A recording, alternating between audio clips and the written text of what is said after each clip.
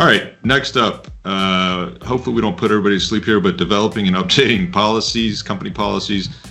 This is really crucial. I think every single questionnaire that we see directly asks about these type of company policies, and that seems to also be the biggest stumbling block that most of our clients run into when they're trying to complete the questionnaire. Yeah, for sure.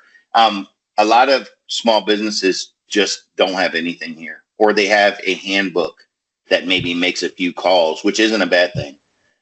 This list is by no means exhaustive, but it can be a lot simpler than it looks. I've seen some really good, simple 4 or 5 page, information security policies that were just missing a few key items. There's a couple other pieces to it, though. If your handbook was written in 2007 and you haven't updated it since then, it's probably no good. If you do want to develop some specific policies, we have tools for that.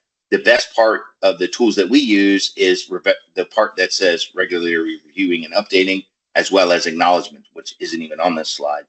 But a good policy tool is going to not just give you a template, but give you a template that makes sense, and then put that template in a place where you can have acknowledgement, right? So if you have a new hire, it automatically sends them the policy. They read the policy, they acknowledge that they've read the policy, right? That's a lot of the stuff that's going to protect you in the event of a disaster or a ransomware or a breach. If you're having to call the insurance company, it's of little use to say, yeah, we have an employee policy that says don't do X, Y, Z. And then when you go look at the policy, it doesn't say that at all. So we've touched on a couple of there, but IRP is probably the biggest one.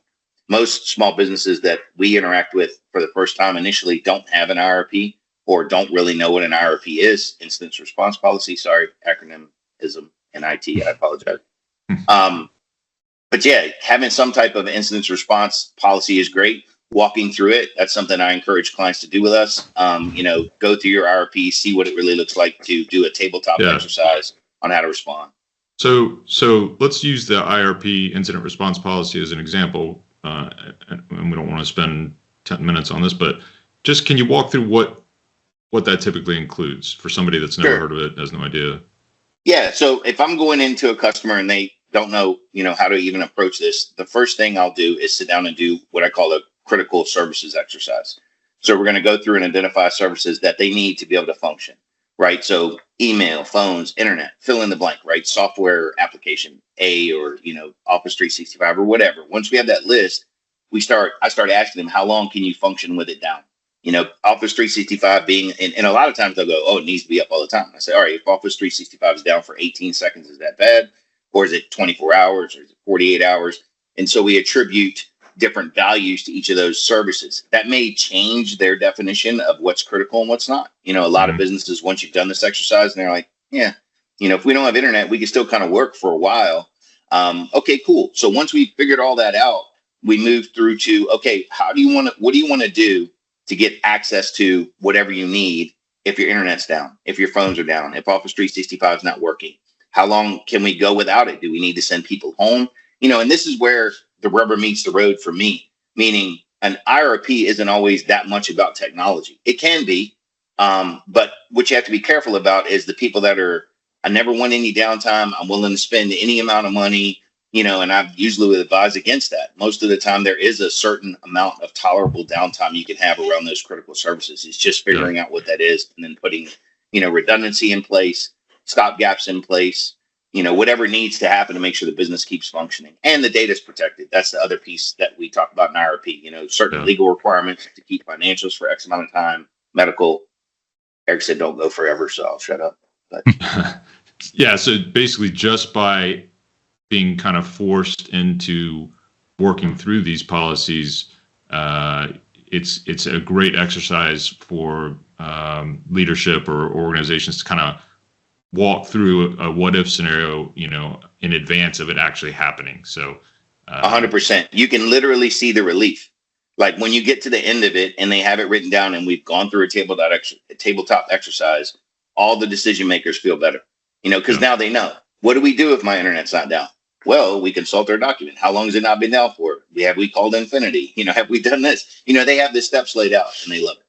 Yeah. All right.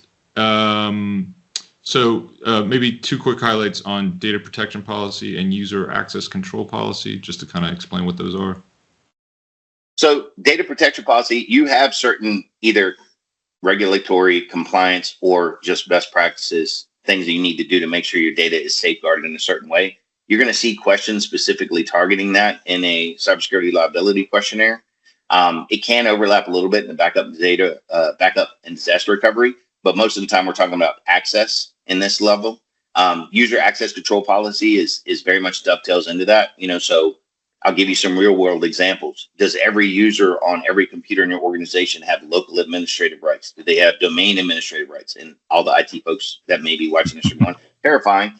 Yep. That we run into that, especially with new customers. We get a new client in and they're so used to doing all their own software updates or all this stuff. When you start trying to, lock that environment down a little bit, it can be a little challenging, but once you understand what those policies are, and that's the section we're in here, it makes more sense, right? We don't want your misclick to destroy your business.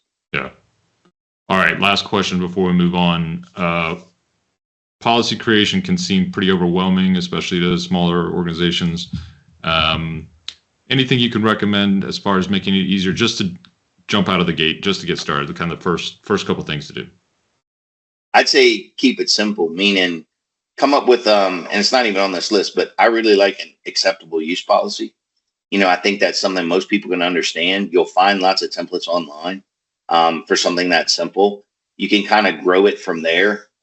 Basically what I'm saying is, you being an employee at this company, this is what we think's acceptable for you to do on your work computer, right? Just basic stuff like that. And it just brings some awareness too, because if you're doing the policy, hopefully you're also doing the acknowledgement.